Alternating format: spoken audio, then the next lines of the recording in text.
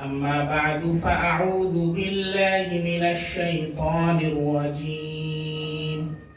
بسم الله الرحمن الرحيم. هو الذي بعث في الأميين رسولا منهم يتلو عليهم آياته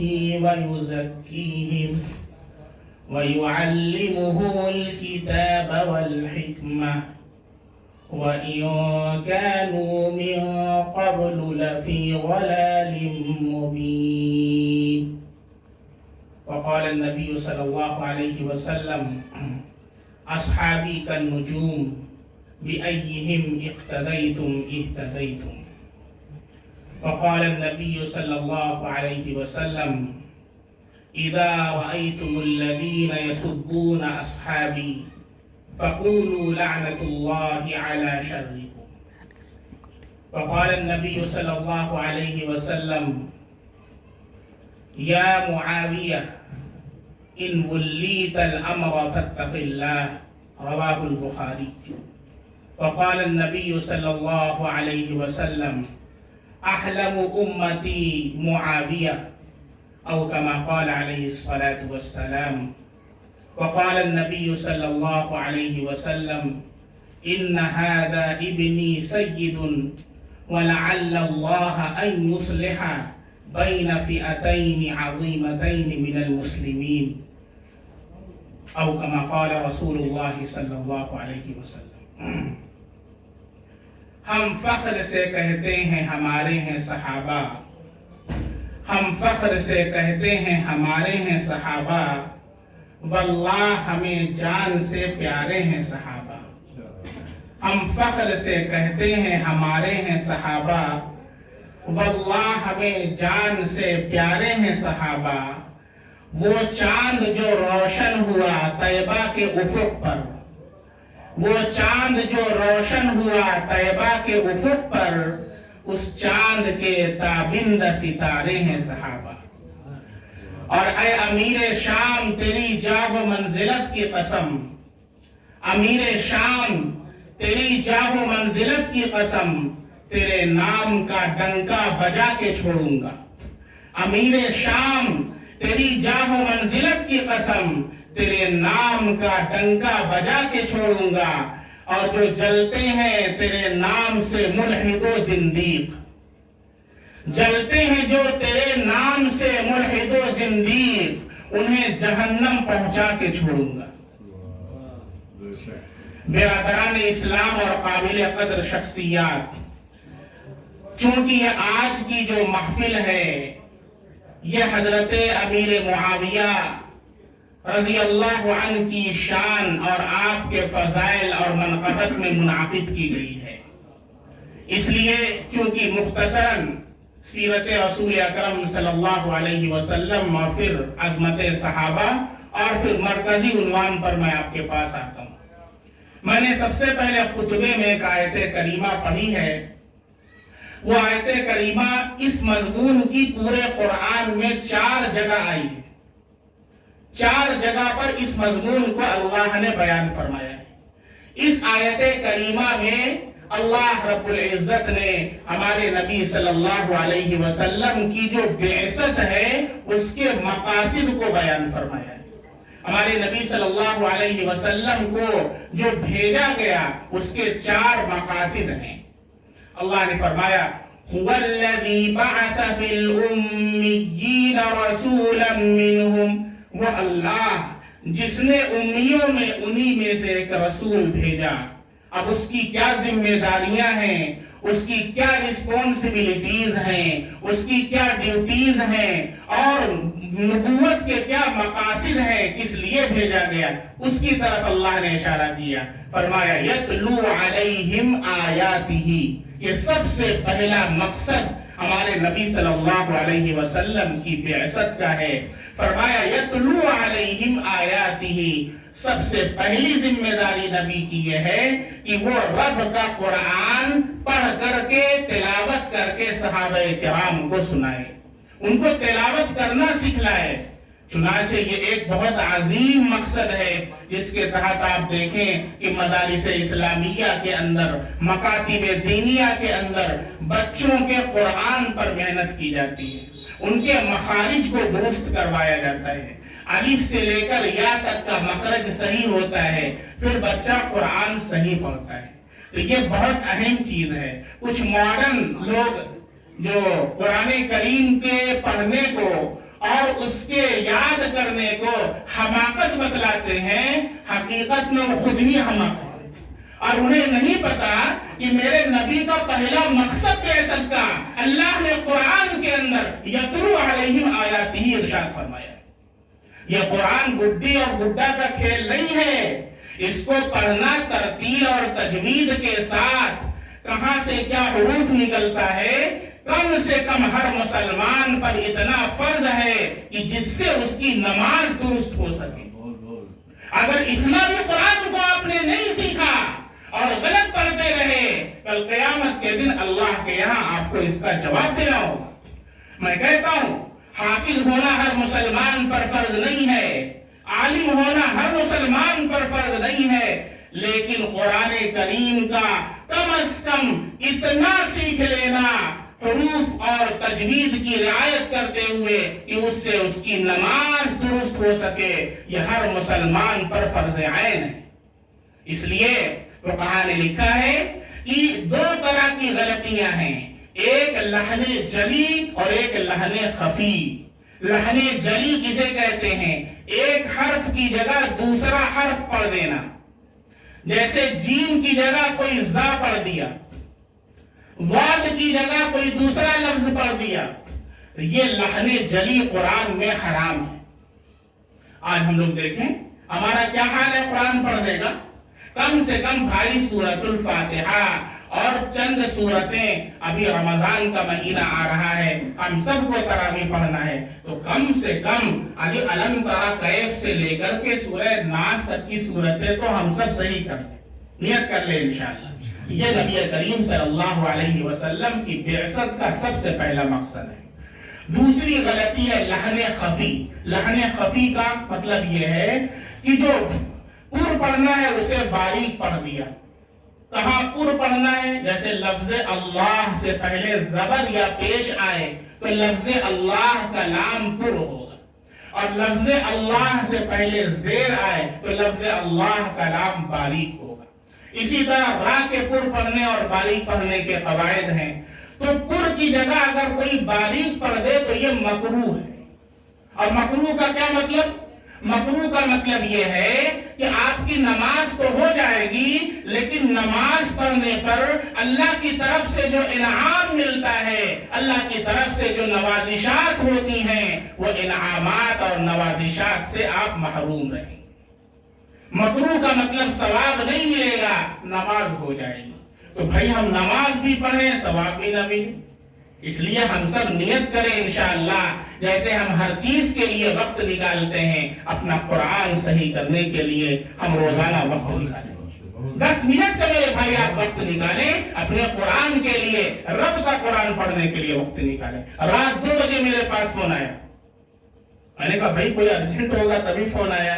उठाया, कहने लगे कि वो मुलाकात हो सकती है। मैंने कहा अरे भाई आप घड़ी देखिए कितना बज रहा है, रात का 2 बज रहा है, सुबह फजर के बाद तशरीफ लाए। कहने लगा बेचैनी है, नींद नहीं आ रही। मैंने कहा खैरियत तो है, डॉक्टर के पास जाए। मैं डॉक्टर तो नहीं, इन्हें वो मसला नहीं है। मैंने कहा क्या मसला है? कहा लड़कवा बाहर रहता है, एक खत आया है, वो समझ में नहीं आ रहा है अभी अभी जीमेल पर। मैंने कहा अच्छा अच्छा ऐसी बात है। तो कहा अरबी जुबान में। कहा अरबी जुबान। मैंने कहा आप तशरीफ लाएं, आप तशरीफ लाएं इंशाअल्लाह, बहुत अर्जेंट तो आ जाए भाई, आपके लिए भी कुर्बानी हम दे देंगे, हम आपके खादिम हैं। तो खैर फजर बाद आए, माशाअल्लाह सब उसको उनको तर्जमा करके बताया, उनको सुकून हुआ। मैंने कहा जाने लगे। मैंने कहा माजरत के साथ मैं एक सवाल आपसे करना चाहता हूं, आगे जरूर कीजिए। मैंने कहा बताया कुरान किस जुबान में? कहा अरबी जुबान में। मैंने कहा सच बताइएगा, नमाज में 4 सूरतें जो आप पढ़ते हैं 20 साल से 30 साल से, उसका तर्जमा आपको याद है? सूरतुल फातिहा का तर्जमा पूछ लें, नहीं याद है? لوگ کہتے ہیں نماز میں دل نہیں لگتا. کیسے دل لگے گا؟ زبان پر تو سورۃ الفاتحہ ہے اور دل و دماغ خالی ہے. اسی لیے حضرت تھانوی رحمۃ اللہ علیہ نے لکھا ہے نمازی کے 3 درجات ہیں.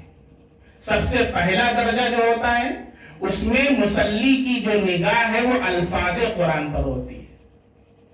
دوسرا درجہ جو متوسط طبقہ ہے وہ نمازی کی نگاہ معانی قرآن پر ہوتی ہے. اور تیسرا درجہ جو اعلیٰ درجہ ہے اللہ تعالی ہم سب کو وہ درجہ عطا فرما دے ذات حق تعالی پر ہوتی ہے. تو میرے بھائی کم سے کم الفاظ قرآن سے معانی پر تو آئیں. اور جو حضرات بھی کہتے ہیں نماز میں دل نہیں لگتا نوٹ کر لیں, آج نوٹ کر کے جائیں انشاءاللہ, کل مجھے بتائیے گا.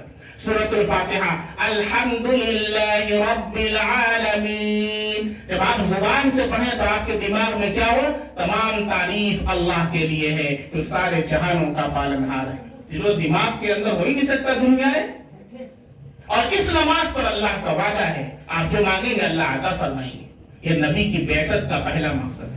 اس لیے ان لوگوں کو اپنا دماغ درست کر لینا چاہیے تو یہ کہتے ہیں کہ قرآن کریم کو پڑھنے سے کیا ہوتا ہے, قرآن کریم کو بغیر سمجھے پڑھنا فضول ہے. سمجھنا الگ ہے, لیکن قرآن کریم کو جو پڑھتا بھی ہے اللہ ہر حرف کے بدلے اسے 10 نیکیاں عطا فرماتا ہے. اللہ کے نبی کی حدیث ہے.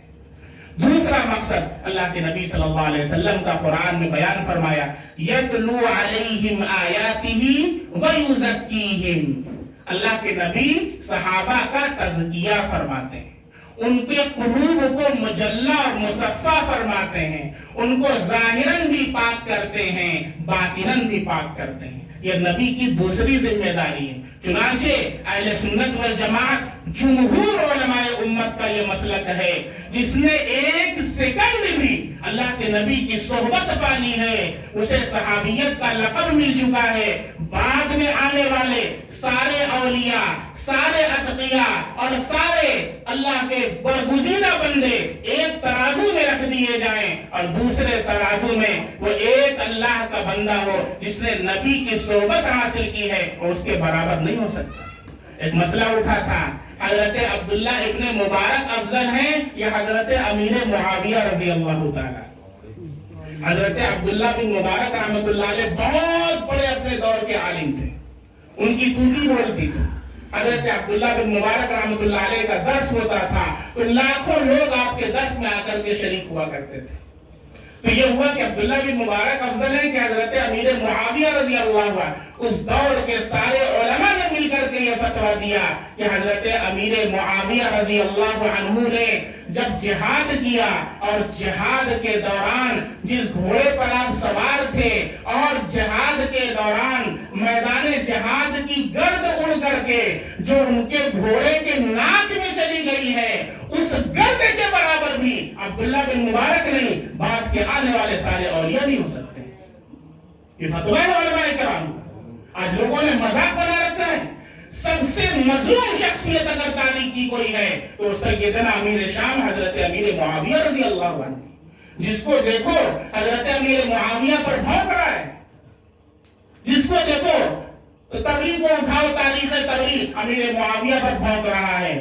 تبا تابائی کو اٹھاؤ علامہ طباطبائی تو امیر معاویہ کو بھونک رہا ہے. بی اے کی کتاب کی اردو کو اٹھاؤ امیر معاویہ کو بھونک رہی ہے, جس کو دیکھو امیر معاویہ کو بھونک رہا ہے. جبکہ آپ کو معلوم ہونا چاہیے نیپولین جیسے جرنیل نے کہا تھا امیر معاویہ رضی اللہ تعالی عنہ کی کا وہ واحد دور ہے کہ جن کے دور کے اندر آدھی دنیا سے زائد پر اسلام کا پرچم لہرایا. یہ جو بات ہے تنے تنہا نبی کریم صلی اللہ علیہ وسلم کے دور سے لے کر آج تک تنے تنہا اگر کوئی صحابی ہے تو وہ سیدنا امیر شام حضرت امیر معاویہ رضی اللہ تعالی. آپ کو معلوم ہونا چاہیے حضرت ابو بکر صدیق رضی اللہ عنہ کے دور میں آپ صلی اللہ علیہ وسلم کے دور میں اسلامی پرچم 9 لاکھ مربع میل پر لہرایا. آپ کے بعد حضرت ابو بکر صدیق رضی اللہ عنہ کے دور میں 11 लाख मुरब्बा मील पर इस्लाम का परचम लहराया।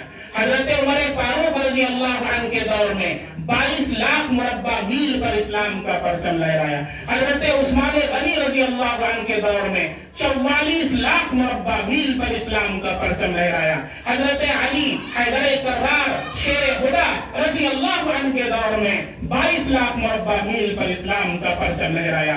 हजरत हसन रजी अल्लाह अन्हु के दौर में 22 लाख मुरब्बा मील पर इस्लाम का परचम लहराया।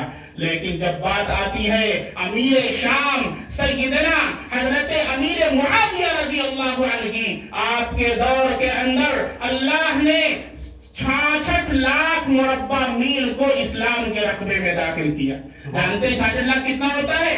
पूरी दुनिया का रकबा 1 करोड़ 20 लाख है। 66 लाख 1 करोड़ 20 लाख का आधा कीजिए, कितना होगा? 1 करोड़ 20 लाख। अब यह बताएं कि 60 लाख होता है, लेकिन हजरत अमीर मुआविया रजी अल्लाह अन्हु के दौर में 66 लाख मुरब्बा मील पर इस्लाम का परचम लहराया। यही हजरत अमीर मुआविया रजी अल्लाह अन्हु हैं जिन्होंने सबसे पहले खाने काबा पर गिलाफ चढ़ाया। आज लोगों को सिर्फ जंगे सिफ़ीन याद है। हजरत अमीर मुआविया रजी अल्लाह अन्हु की बात आती है, हाँ जंगे सिफ़ीन।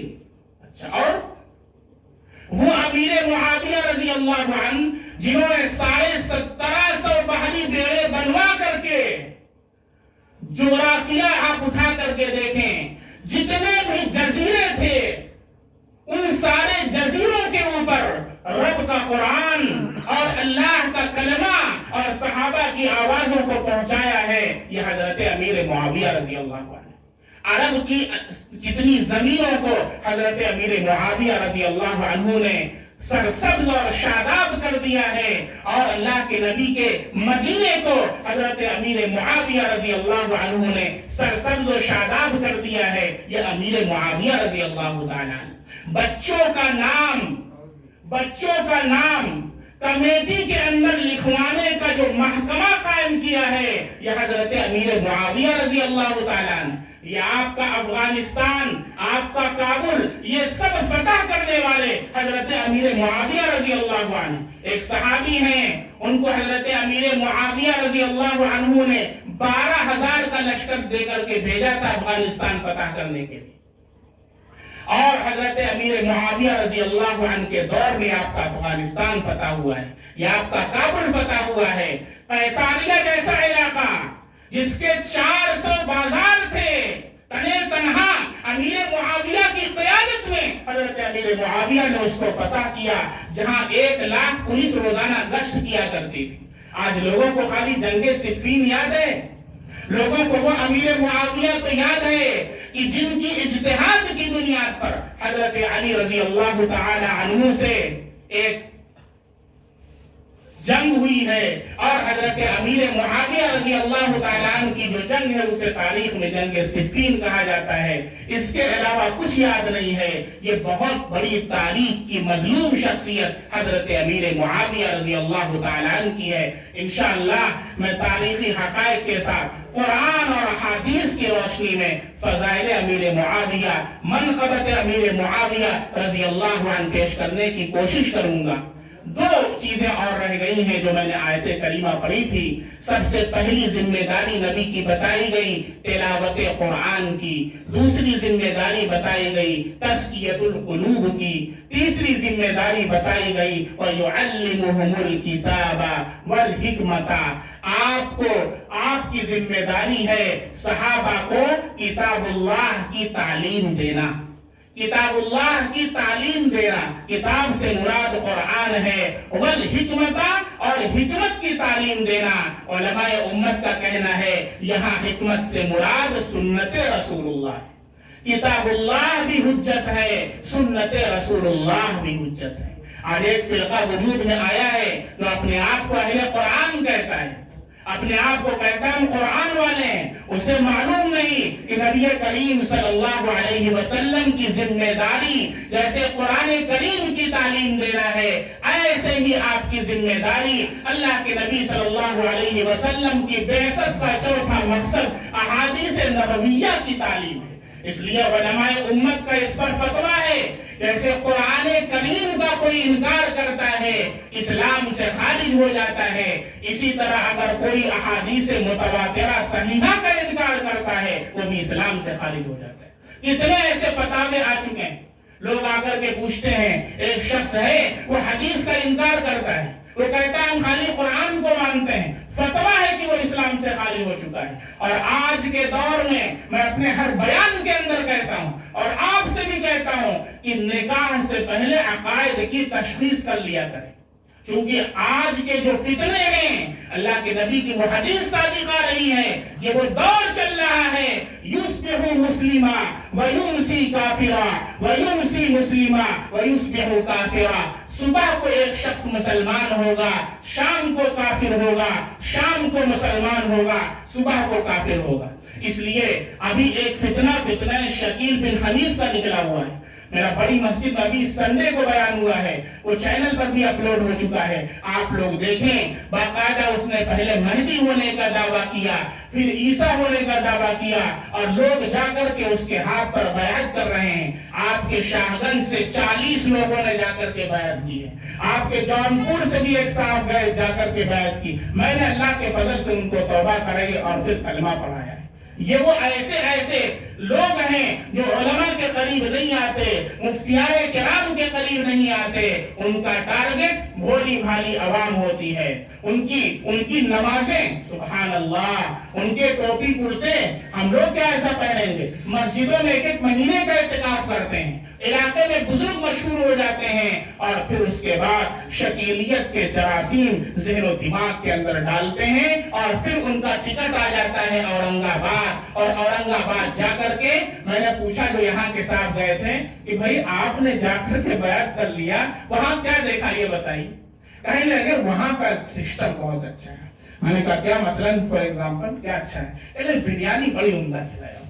میں نے کہا اللہ کے بندے بریانی کے عوض تو اپنا ایمان فروخت کر دے گا، شرم آنی چاہیے تمہیں۔ اللہ کے نبی صلی اللہ علیہ وسلم نے حضرت مہدی کی علامات بیان فرمائی، حضرت عیسیٰ علیہ السلام کی علامات بیان فرمائی، حضرت مہدی کے بارے میں پورا میرا بیان جا کر کے سنیے، حوالے کے ساتھ ہے۔ حضرت مہدی کو اللہ کے نبی نے فرمایا میرے نسب سے ہوگا، حضرت مہدی کا نام میرے نام پر ہوگا، ان کے والد کا نام میرے والد کے نام پر ہوگا، یعنی ان کا مہدی یہ لقب ہے، اصل نام نہیں ہے۔ ابھی امت سے پوچھا جائے امام مہدی کا نام بتاؤ، کوئی نام نہیں بتا پائے گا۔ حضرت مہدی کا نام کیا ہے؟ محمد بن عبداللہ، مہدی ان کا لقب ہے۔ یہ شکیل بن حنیف دربھنگا بہار میں پیدا ہوا ہے، اس کا نام شکیل ہے، اس کے ابا کا نام حنیف ہے، یہ کہاں سے بن گیا مہدی؟ اللہ کی پناہ۔ ایسے فرقے فتنے وجود میں آئیں گے، اللہ کے نبی نے فرمایا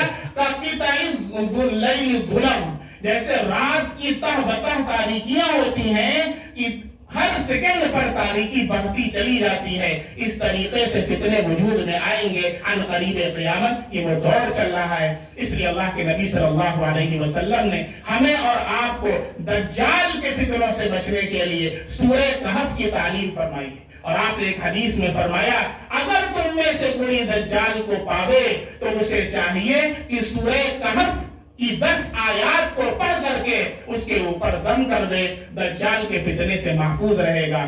کم سے کم روزانہ سورہ کہف نہ پڑھ سکتے ہوں، میری آپ سے درخواست ہے، آپ کے چھوٹا بھائی ہونے کی غرض سے 10 آیات کم سے کم سورۃ الکہف کی ابتدا کی، اور 10 آیات افحسب الذین کفروا ان یتخذوا عبادی من دونی اولیاء اخیر کی پڑھ لیا کریں، انشاءاللہ اللہ رب العزت فتنوں سے حفاظت فرمائیں گے۔ اور ہر جمعہ کو تو سورہ کہف پوری پڑھنے کا اہتمام کیا کریں۔ یہ مختصر میں نے نبوت کے مقاصد آپ کے سامنے بیان فرمائے، اور اس کے بعد میں نے ایک حدیث